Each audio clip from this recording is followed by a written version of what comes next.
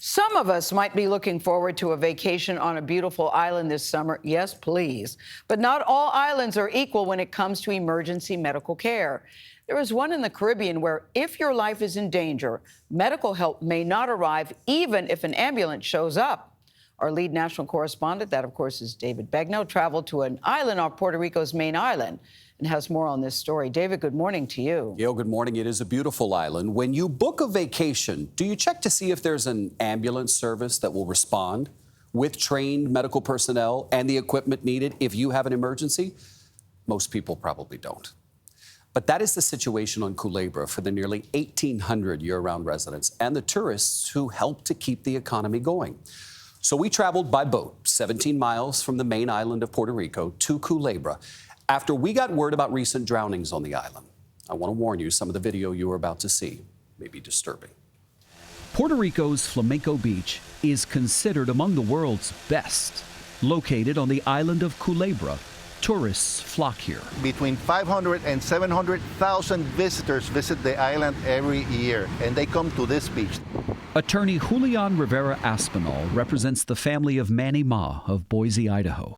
The 62-year-old Ma drowned while snorkeling off this beach last December. His wife found them floating out in the ocean. He was eventually pronounced dead, and unfortunately there wasn't any way of being able to save his life here at the beach.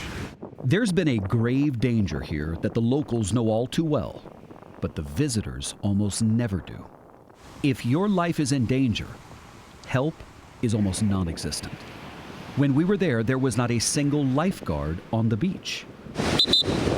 We did see this man using a whistle to keep people from going too far out into the surf. He says he's a volunteer, not paid, not trained. He just wants to help.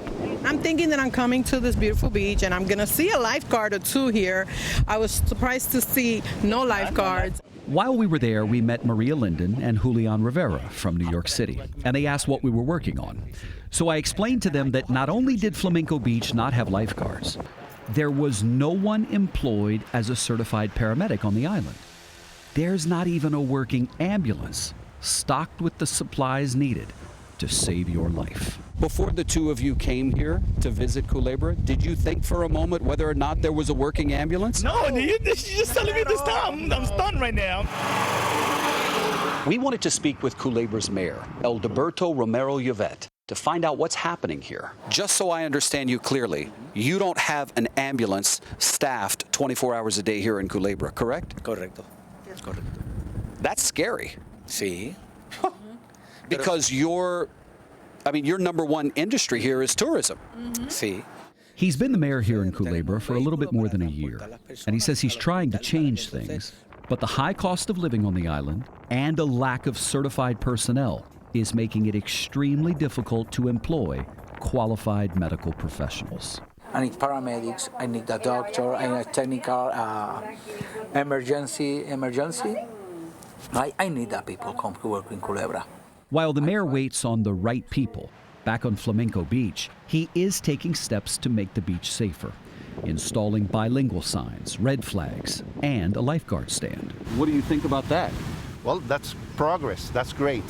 Again, I am very happy that the island of Culebra is eventually taking steps so that these types of accidents don't happen again. My client's accident was not the only accident that has occurred here.